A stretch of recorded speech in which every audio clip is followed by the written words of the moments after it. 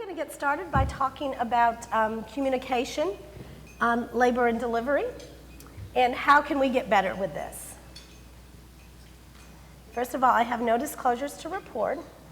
So what I want to talk about is, first of all, a little bit about why is communication important? What do we know about the effects of ineffective communication on our patients' outcomes?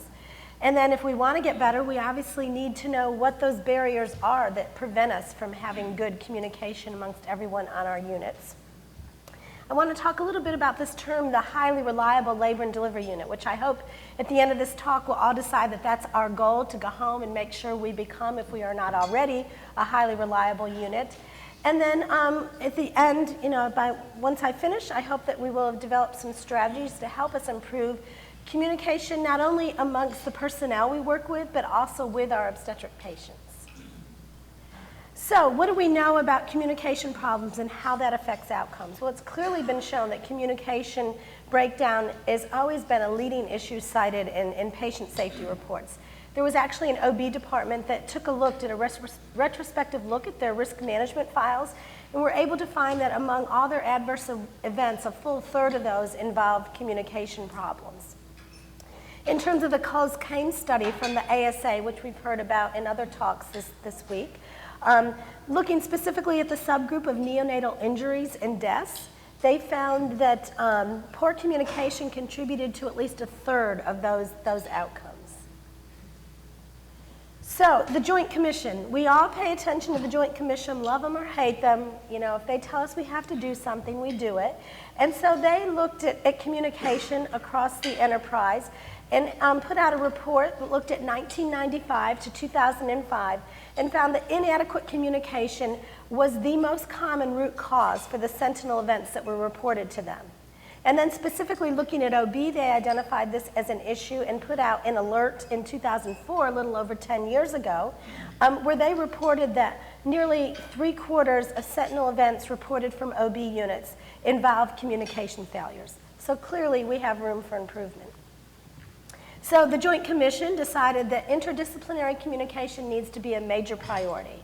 And as I said, when they say something, we listen, our administrators listen, and they were able to require institutions to show that they had processes in place to improve interdisciplinary communication.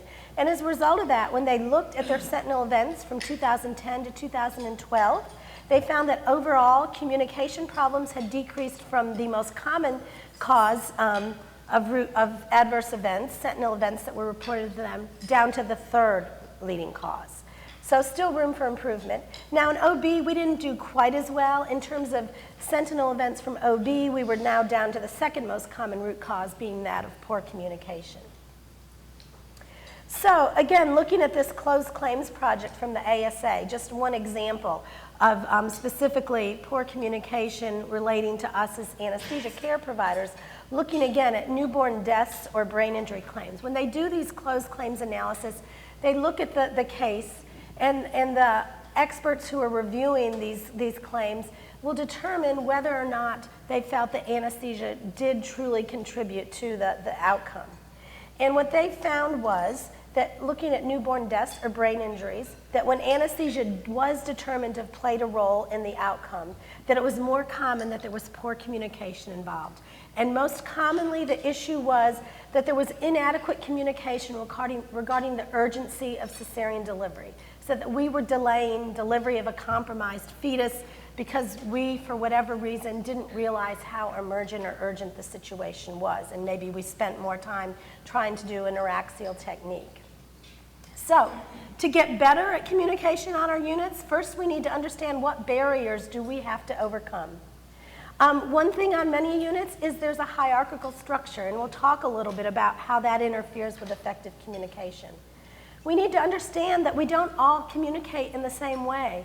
It's been shown that our labor and delivery nurses use different forms or ways of communicating than us as physicians and advanced practice providers. Oftentimes communication is vague or it's untimely, and we'll talk a little bit about how that disruptive person on the unit can also interfere with and compromise our communication.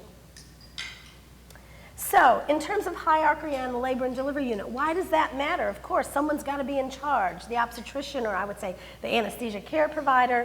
The problem with that is that when there's a lot of hierarchy, other members of the team will be hesitant to speak up or question an attending physician's decisions.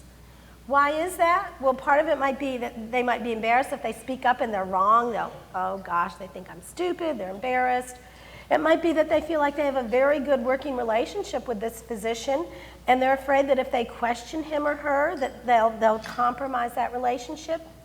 For those who are lower on the totem pole, our residents, our labor and delivery nurses, they may fear that there will be some sort of retribution, they'll get a negative evaluation.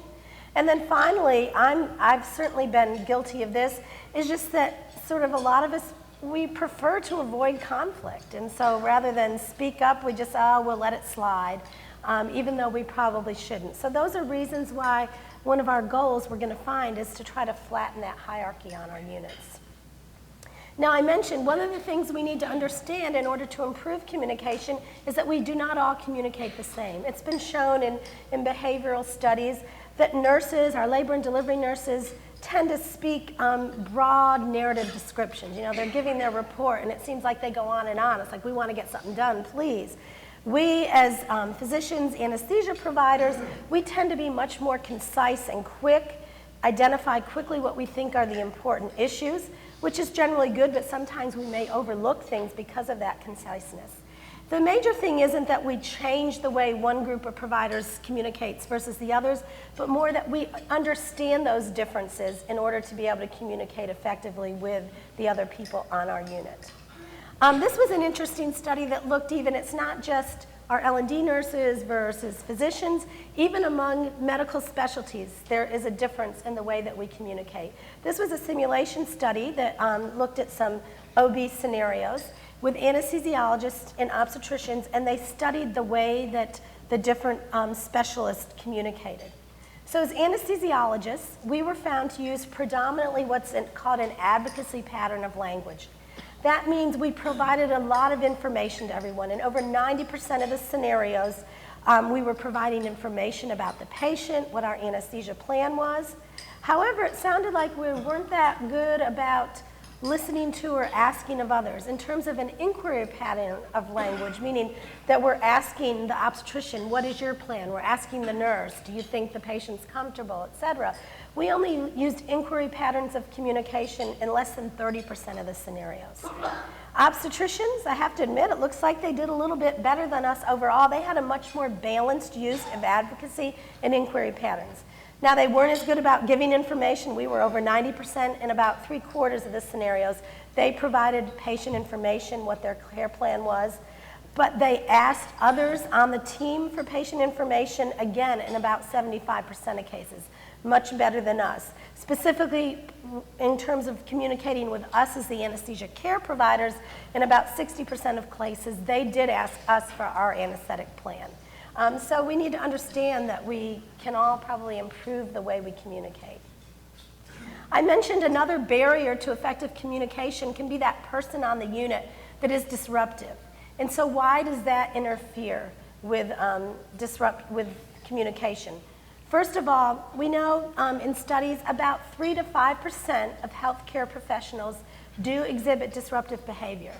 Now, we probably all have the stereotype, it's that aggressive surgeon causing trouble, but the reality is there are disruptive people across all disciplines, nursing, anesthesia, OB, surgery, etc.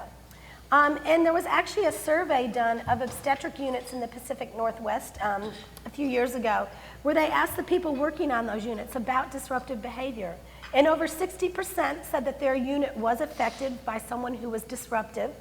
And this was not an uncommon event. 75% reported that these disruptive members of the team, actually there were occurrences that occurred at least monthly.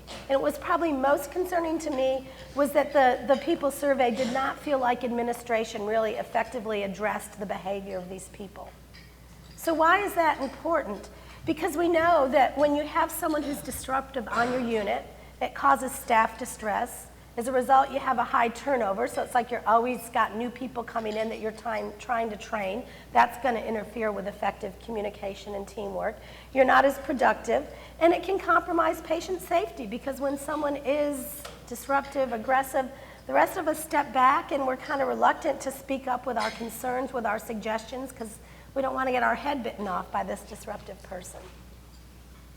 So now that we know and talked about some of the barriers to effective communication, how can we get better? What are some strategies? Well, like many things in medicine, we have borrowed some ideas from what are called high reliability industries. So what is a highly reliable industry or organization? It's an industry where they are doing things that are highly complex. They have to operate highly complex systems, but they have a long track record of doing this without mistakes. And so the most common example would be the aviation industry. Nuclear power plants are also considered another high reliability industry. So as I said earlier, what I hope is that when we leave here, we're going to go back and make sure, if we are not already, that our labor and delivery unit becomes a highly reliable L&D unit. So what do we need to reach that? So the characteristics that have been described of a highly reliable L&D unit include that safety is a predominant theme. We're all consistent in that. We understand that it's a team responsibility to promote patient safety. We are respectful in our communication of everyone, so we hopefully don't have those disruptive people we talked about.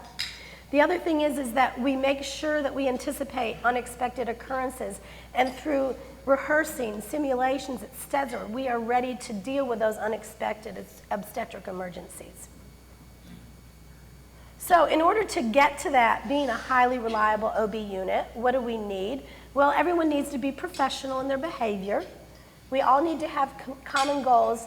Most importantly, though, we need to have effective communication. And the way that we're going to achieve that effective communication is by knocking down any hierarchy that exists and being very transparent and multidisciplinary in our decision-making about patient care and understanding that teamwork is key. Now, in terms of some of the nuts and bolts of being more effective in our communication, one area I want to focus on is that of clinical handovers on our labor and delivery unit. As we know, they occur many times a day, sometimes between the same providers, anesthesia providers, sometimes in huddles amongst everyone on the unit. And there's definitely data that have shown that patient outcomes are affected by the quality of our handovers. So why may we not have effective handovers? When we do them, maybe our information's incomplete, it's inaccurate. A major problem is that there's lots of distractions going on when we're trying to transfer information. Some of the important people may not be there. And another important area where I think we all can work on, if we don't already, is to make sure we have a standardized handover tool. So again, in terms of improving our handovers, again, we have used an example some of these other industries that are highly reliable, like the aviation industry. And so what do we know about having a good, effective, high-quality handover? Well, we need to have a systematic approach, just like that pilot does when he's going through his checklist before takeoff. We need to have protected time. So we need to not be doing a bunch of other tasks simultaneously. We need to have time for questions and answers. You know, if we're doing handovers, we don't allow ourselves to be interrupted by things that are not truly emergent or essential at that point in time. And it's also important that the handover includes a combination of both verbal and written information. So it's not just talking back and forth, but you have some sort of actual tool. In order for you to develop a successful handover, though, what do you need? Well, first of all, you do need support of your administration. They need to be behind you in this. But even more importantly is that as you're developing a process for handovers, you need to make sure that your frontline clinical staff, your labor and delivery nurses, all your anesthesia providers, your residents are involved in both developing and implementing whatever the handover tool is that you decide to use, and it needs to be a structured tool. There are a variety of ways to do that. I think we're probably all familiar with the SBAR, which has been used a lot institution-wide, stand for you make sure that you include situation, background, assessment, recommendations. But in OB, over in the UK, they actually came up with what they call the safe handover tool for OB patients specifically.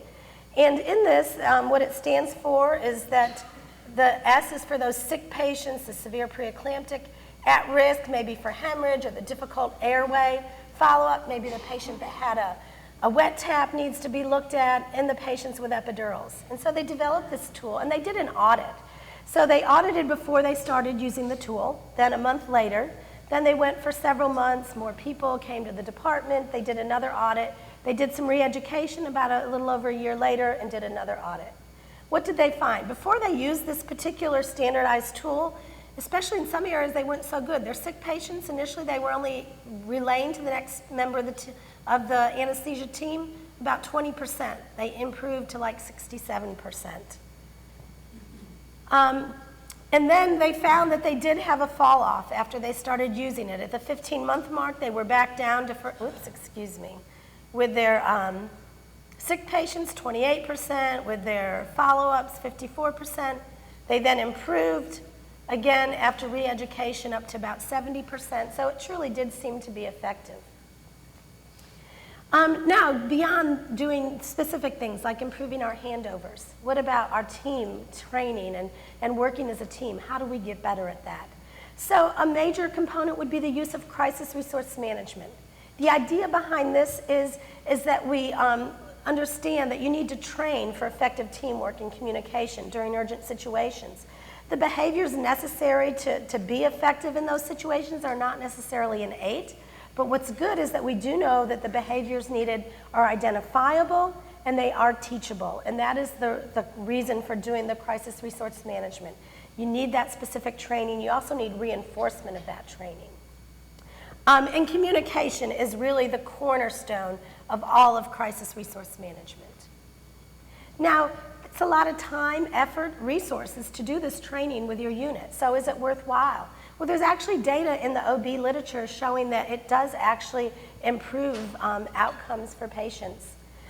In one institution, they took 4 teams of anesthesia, OB, nursing, OB providers, did a simulation of postpartum hemorrhage. Then 2 of the teams went and did crisis resource management training. The other 2 did not.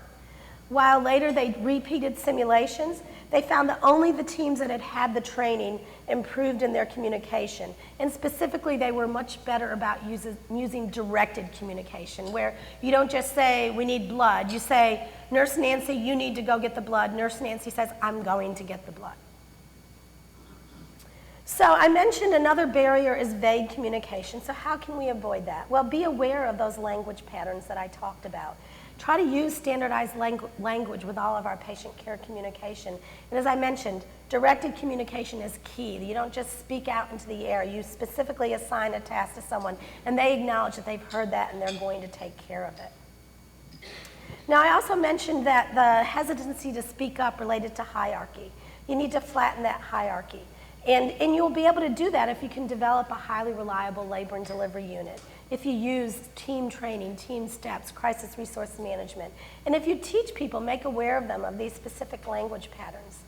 Something that I found interesting was a study that was done up at Mass General with anesthesia residents, where they were taught about the 2-challenge rule. This also came from the aviation industry. The idea is that every member of the team is supposed to have an obligation to speak up if they think something's wrong with the patient care.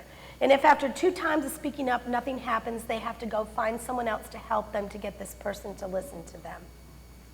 And so they did simulations in which there was a situation where it was appropriate to use that 2-challenge rule. They found the residents were reluctant to speak up. They recorded that, they did a debriefing. And they encouraged them not only to use the 2-challenge rule, but they taught them about this advocacy inquiry language patterns and showed them that there's been behavioral research to show that the person being challenged is much less likely to be defensive and more likely to respond if you use those types of language patterns. So after being taught about that, they repeated the simulations, found that the residents now were much better about using those language patterns, and certainly improved the way that they use those 2-challenge, the 2-challenge way of questioning someone's care. What about simulation? That's really big, and but you also know that it takes a lot of time, effort. Is there use in it? Has it been shown to improve outcomes? Because your administration, that's what they want to know. I'm not going to put money into this unless you show me it's going to improve something. And so there's actually data in the OB literature that there are improvements. OB teams in one study were assigned either to an intervention group where they went to a simulation center and did team training, or control group. Then several months later, they did in situ simulations on their labor and delivery unit. And they found amongst the intervention group that, first of all, when they scored their clinical teamwork, they had a higher score than those who did not have the team training at the simulation center. But they also found specifically in terms of outcomes, one of the simulations was maternal cardiac arrest, much greater likelihood to perform a perimortem C-section within 5 minutes if they'd had that training. 46% versus 83%. That's really quite impressive. Other studies that have shown effectiveness of simulation. On one large labor and delivery unit, they implemented crisis resource management and simulation training for everyone on their unit, and they were able to find that their adverse outcomes index decreased. And then finally, there was a nice systematic review that looked at 8 different studies on labor and delivery. And they were able to find that with the use of simulation of their staff, that they had improved communication and team performance.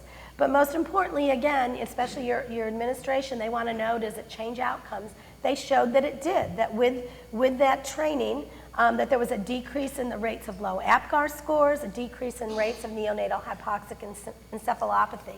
But maybe one of the most important findings of this systematic review was that it doesn't matter where the simulation occurs. Many of us may not be near a simulation center.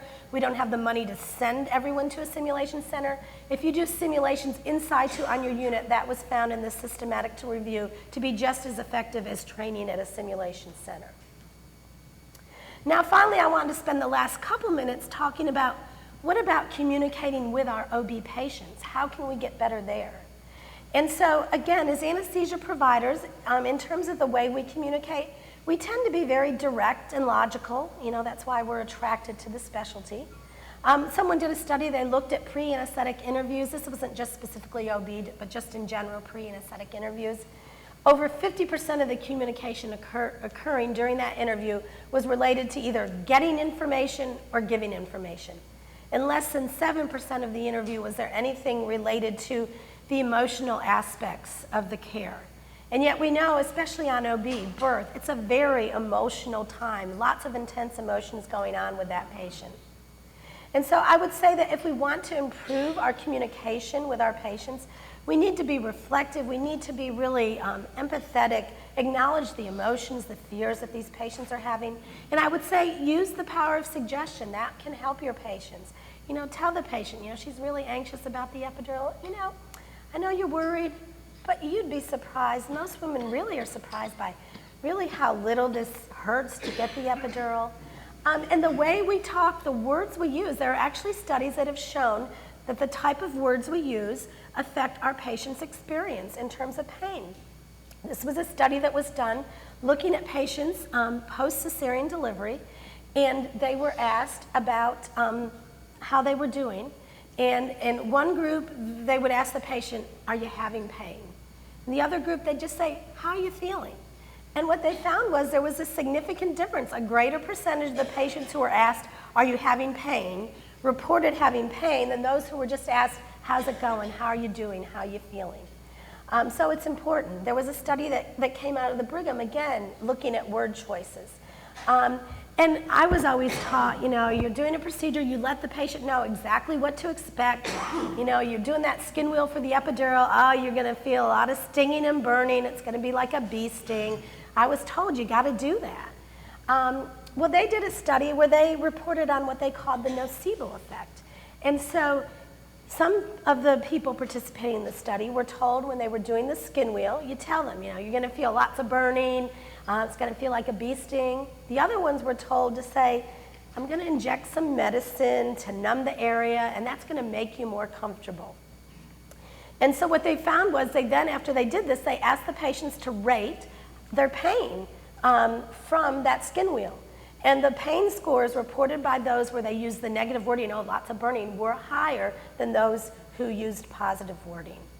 So the types of words we use make a difference in the experience that our patients have.